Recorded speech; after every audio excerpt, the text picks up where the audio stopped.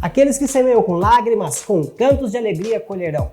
Este é o verso 5 do Salmo 126, que é muito conhecido entre os cristãos do mundo todo. Mas quando este salmo foi escrito? Qual o contexto histórico envolvendo o povo de Israel e a grande Babilônia e qual a mensagem que podemos extrair para nós nos dias de hoje? Fica comigo que eu vou explicar tudo nesse vídeo.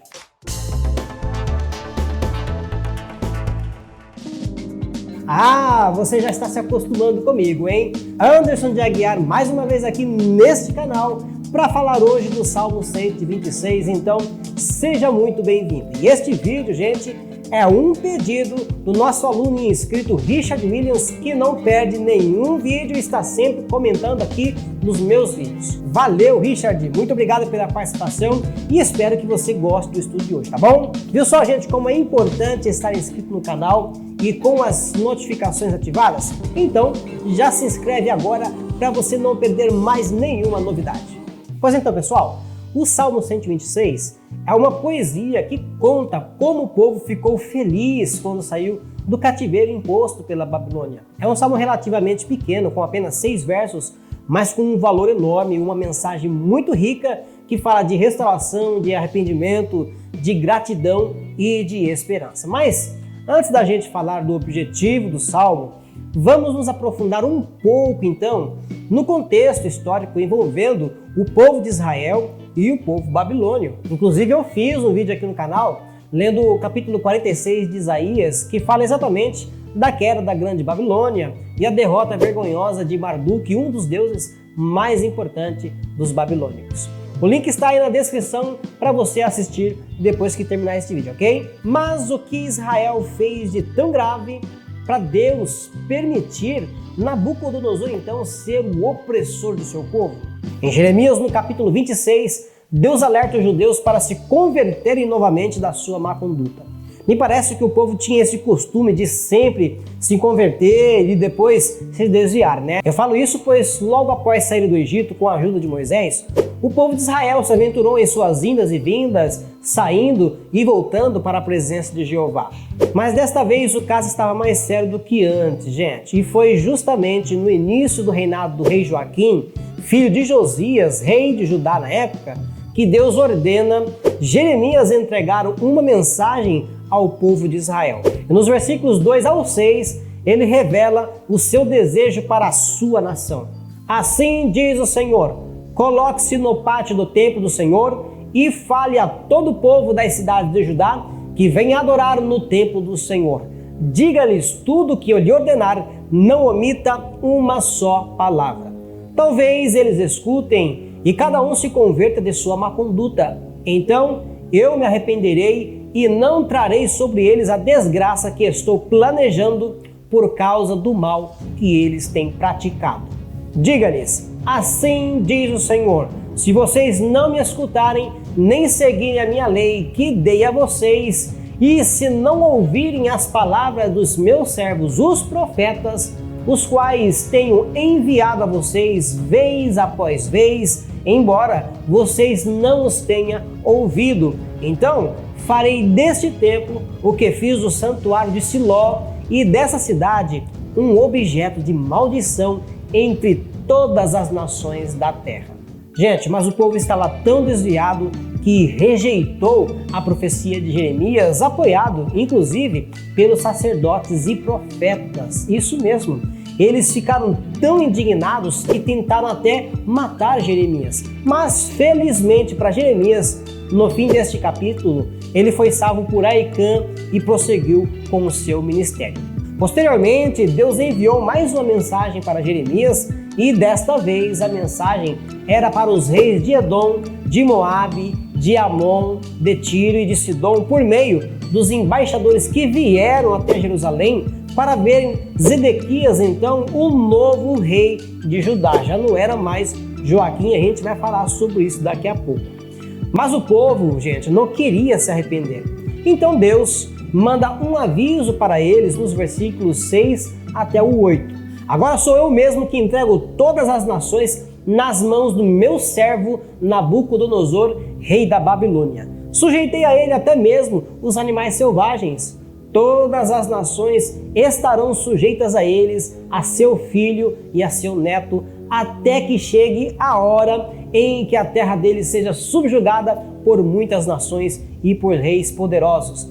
Se, porém, alguma nação ou reino não se sujeitar a Nabucodonosor, rei da Babilônia, nem colocar o pescoço sob o seu jugo, eu castigarei aquela nação com a guerra, a fome e a peste, declara o Senhor, e por meio dele eu a destruirei completamente. Então fica bem claro nessas passagens de Jeremias o motivo pelo qual o povo seria levado cativo para a Babilônia. Mas quem foi o rei Nabucodonosor que Deus escolheu para oprimir o seu povo? A história nos apresenta este poderoso rei como Nabucodonosor o Grande. Ele foi o segundo e o maior rei do Império Neobabilônico. Começou a reinar logo após a morte do seu pai Nabopolassar em 605 a.C. e morreu com 80 anos no dia 7 de outubro de 562 a.C. Mas mesmo depois de morto, Nabucodonosor continuou famoso por causa das suas campanhas militares, por seus projetos de construção em Babilônia e pelo importante papel que desempenhou também na história judaica, e é isso que nós estamos interessados neste vídeo. Nabucodonosor reinou por 43 anos e foi o rei da dinastia Caldeia, que governou por mais tempo, sem falar que ele era o governante mais poderoso do mundo na época da sua morte. O poder de Nabucodonosor começou a ficar maior a partir então do ano 605 a.C., durante ainda no reinado do seu pai, quando ele conseguiu conter o levante dos estados vassalos que se rebeliaram contra o seu governo, provavelmente influenciados pelo Egito, inimigo mortal da Babilônia. E por volta do ano 601 a.C., o rei Joaquim de Judá já desafiava abertamente o rei da Babilônia, contrariando inclusive a ordem de Deus através de Jeremias, conforme eu li agora há pouco. Nabucodonosor ainda deu corda para Joaquim por 4 anos, e quando ele menos esperava, o imperador invade Jerusalém e toma a cidade no dia 16 de março de 597. Foi nesse mesmo ano de 597 que aconteceu então a primeira deportação lá para a Babilônia e o famoso assalto aos utensílios do templo em Jerusalém. Começa aqui, gente, o cativeiro babilônico para os judeus. Neste momento, nesta primeira deportação, foram enviados então o rei Joaquim, a sua família, os seus funcionários e a elite da população daquela época. Em seguida, Matanias, que é tio de Joaquim, é escolhido por Nabucodonosor para assumir o poder de Judá, usando então o nome de Zedequias. No entanto, o grande rei ainda sofreria uma traição da parte de Zedequias, que resolveu fazer ali jogo duplo no 4º ano do seu governo em 594 a.C., se aliando aos reis de Amon, de Edom, Moabe, Sidom e Tiro, na tentativa de formarem ali uma liga poderosa para tentar, ou conseguir vencer Nabucodonosor. Portanto, o povo que estava exilado naquele momento ainda não tinha se arrependido dos seus pecados. E os profetas que defendiam a rebelião e o nacionalismo entregavam, gente, pasmem, profecias falsas ao povo, enganando o povo, dizendo que o exílio terminaria, e chegaram até falar que Joaquim voltaria para Judá como rei novamente. Que absurdo, né? No entanto, essa rebelião não deu em nada, e Zedequias ali com o rabo entre as pernas envia algum dos seus emissários lá para a Babilônia, e você vai ler em Jeremias 29:3, com o objetivo de selar a paz, jurando novamente fidelidade a Nabucodonosor. Esperto ele, né? Mas em 589 a.C., Zedequias já se recusava novamente a pagar tributo para o chefe Nabucodonosor, enquanto Etibaal, terceiro rei de Tiro, se aliava ao rei de Amon para tentar novamente uma nova revolta. E como Zedequias já tinha ali prometido fidelidade à Babilônia, ele decide não participar daquela revolta. Mas mal sabia ele que esta rebelião iria decretar o fim de Judá. Nabucodonosor não perdeu tempo e agiu ali com rapidez, com muita dureza, reprimindo aquela rebelião, sediando Tiro, invadindo o território de Judá e cercando Jerusalém. Jerusalém ainda resistiu ao cerco por 2 anos, mas em julho de 587, quando não havia mais comida na capital de Judá, os babilônios derrubaram os muros e invadiram a cidade. O covarde dos Edequias, é claro, aproveitou a escuridão da noite na tentativa de fugir lá para o Jordão com alguns dos seus soldados. Mas deu ruim para ele o plano no deserto e o comandante Nebuzaradã capturou o rei de Judá perto de Jericó e o levou para o quartel-general de Nabucodonosor lá em Ribla. E não foi por falta de aviso, né, gente? O traíra Edequias não tinha agora mais nenhuma chance de escapar vivo. Agora ele teria que arcar com as consequências. Primeiro, ele precisou sofrer muito assistindo os babilônios matarem os seus filhos. Depois da execução, os soldados decidiram arrancar os seus olhos. A crueldade não parou por aí, o pior ainda estava por vir. Com seu corpo amarrado por correntes, ele foi levado para a Babilônia para ser assassinado.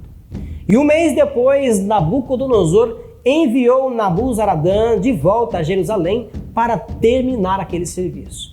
E junto com os seus soldados, o comandante da Babilônia botou fogo na cidade e derrubou, gente, todas as suas paredes. Não sobrou nada. E ele também escolheu algumas das personalidades ali do clero, da política e do exército também para serem executados em Ribla, como se fosse, né, um aviso, né, um exemplo, né, como diz assim.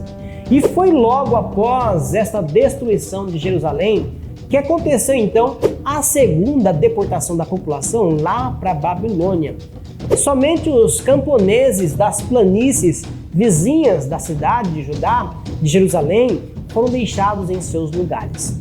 Gente, o exército de Nabucodonosor deixou Jerusalém em ruínas, vocês não fazem ideia. Ele destruiu todas as cidades fortificadas de Judá, com exceção de Negueb e de algumas poucas cidades. Ele evacuou todos os moradores das cidades devastadas, morreu muita gente nos campos de batalha, alguns morreram de doenças e outros foram executados. Os que sobreviveram ou fugiram ou foram deportados. Mas o curioso é que mesmo diante deste despovoamento local, eles não trouxeram outros povos para habitarem aquela região como era de costume. Lá na Palestina, ficaram apenas os camponeses pobres e incapazes de se organizarem então politicamente para executarem uma nova rebelião contra a gigante Babilônia. As cidades então foram destruídas, a economia foi arruinada e a elite ou estava morta ou havia sido deportada. Nabucodonosor então transforma Judá como uma província da Grande Babilônia e coloca Gedalias, que era esse prefeito lá no palácio de Zedequias, como governador de Judá. A duração do seu governo é desconhecida, a gente não sabe quando terminou, mas sabemos que o seu tempo acabou quando ele morreu pelas mãos de Ismael, membro da casa real, apoiado então pelo rei de Amon.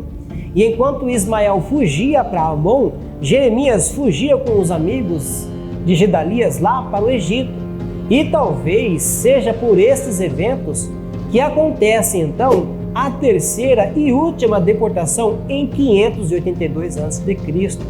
Lembrando que apenas judeus ricos da elite eram deportados. Os pobres ficavam à mercê da miséria dos ladrões. Agora, a partir deste momento, os judeus enxergavam Nabucodonosor como o maior inimigo que já haviam enfrentado até aquele ponto, chamando inclusive de destruidor de nações. E como eu li agora há pouco, o livro bíblico de Jeremias não só descreve Nabucodonosor como um inimigo cruel, mas também como o governante do mundo escolhido por Deus. E Deus inclusive o chama de meu servo. Interessante, né? Jeová estava usando o imperador como um instrumento divino para punir a desobediência e a infidelidade do seu povo. E o que tudo isso, então, tem a ver com o Salmo 126? Tem tudo a ver. Mesmo porque os judeus ficaram cativos durante 70 anos. E foi neste intervalo de tempo que o povo foi ouvindo a voz de Deus através dos profetas do exílio. Demorou, mas o povo foi então escutando o que Deus estava falando através dele. A fé do povo em Jeová, de modo geral, vamos dizer assim, foi abalada com a primeira queda de Jerusalém, já que os deuses babilônicos haviam derrotado, vamos dizer assim, o Deus Criador. Para eles, era esta visão que eles tinham, né? Este é um motivo forte, então, para eles terem rejeitado aquelas profecias de Jeremias. É importante dizer que alguns judeus entenderam que tudo fazia parte do querer de Deus e fizeram as suas lamentações, as suas orações a Jeová. Não foram todos também. E quando os exilados conheceram os grandes centros culturais da Babilônia, eles ficaram admirados com tanta beleza, com tanta riqueza, ou seja, os deuses babilônicos, eles eram sedutores, vamos ser francos, né, com tanta oferta. A fé deles foi colocada à prova e Jeremias contou com a ajuda de Ezequiel para ensinar ao povo que o exílio foi um castigo merecido, mas que no futuro próximo também eles voltariam para Judá se voltassem a adorar a Jeová novamente. Eles então bateram forte nos 3 pilares da antiga aliança: o sábado, a lei e a circuncisão. Então, seguir esses 3 conceitos fundamentais era sinal da fidelidade a Deus. Era a prova que eles estavam sendo fiéis a Deus novamente. E é nesse cenário que surgem 2 profetas que tiveram ali um papel importante entre eles, entre os exilados, para que eles não perdessem aquela esperança da restauração e de um futuro melhor. Esses 2 foram Isaías e Ezequiel.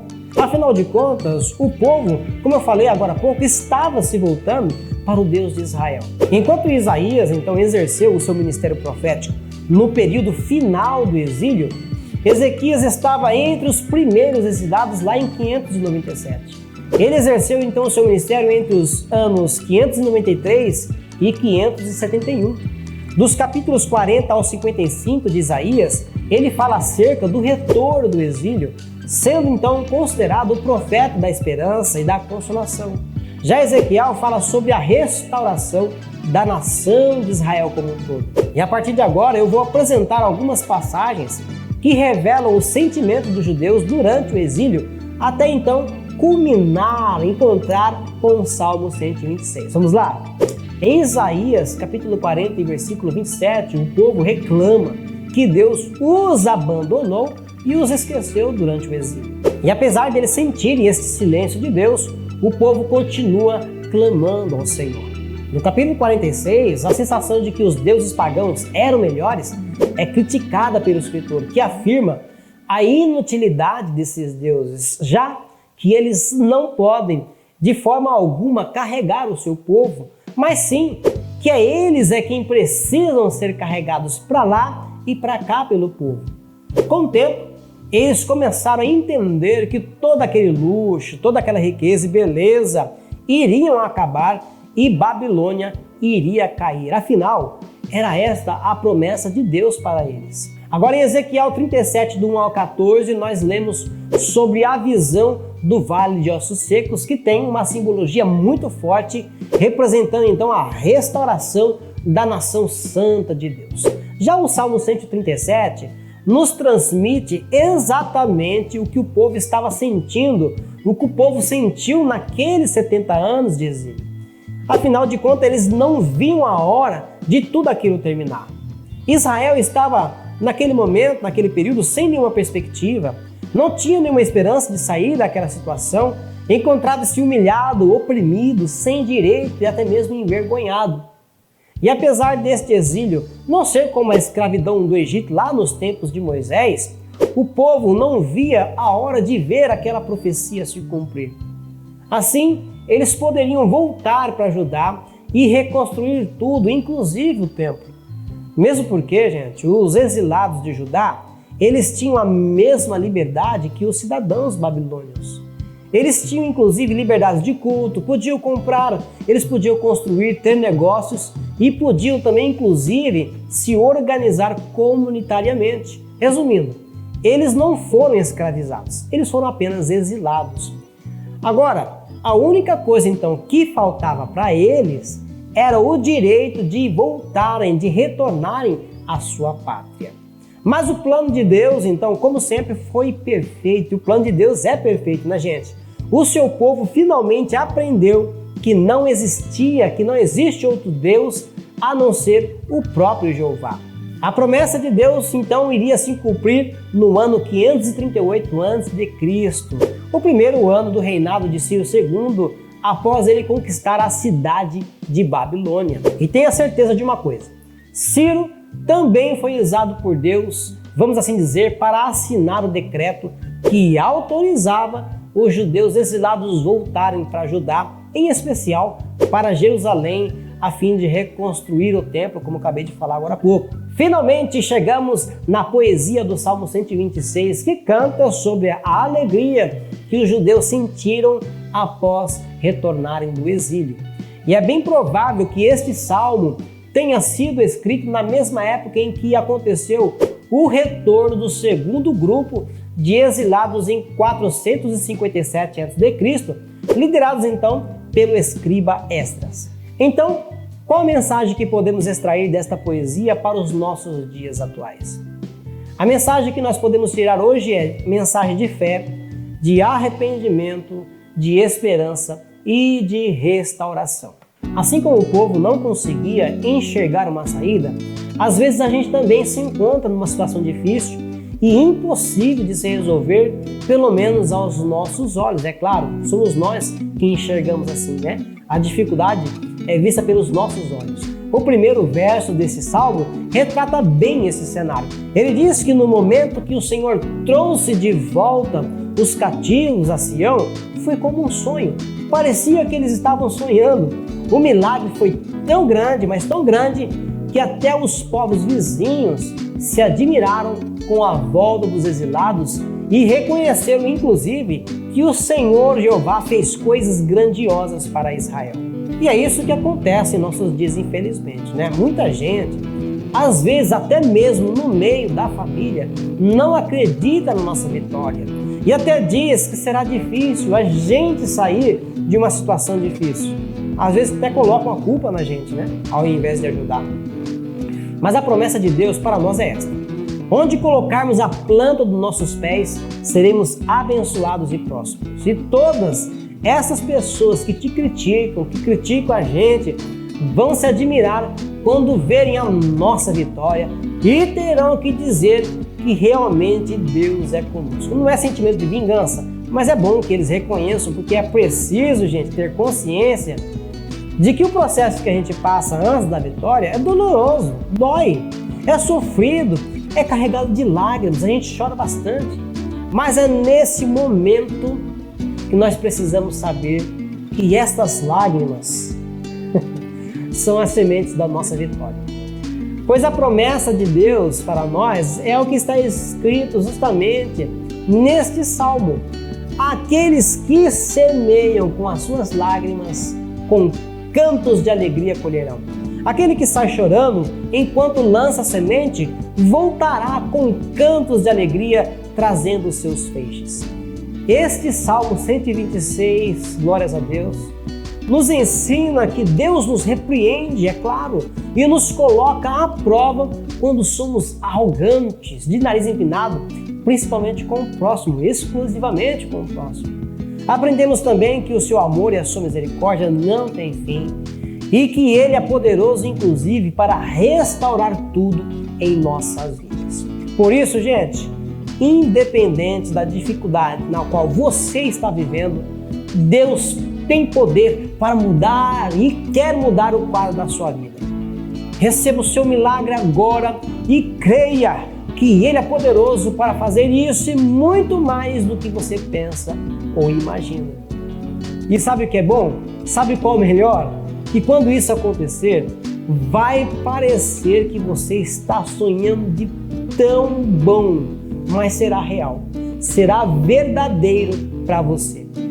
Receba esta palavra como bênção na sua vida em nome de Jesus. Agora chegou a hora de você ir até a área dos comentários aí embaixo para deixar a sua opinião, o seu testemunho, a sua avaliação, é claro, do estudo de hoje. Já deixa também o seu like se você gostou, se inscreve aí, ativa o sino para receber mais estudos como este, ok?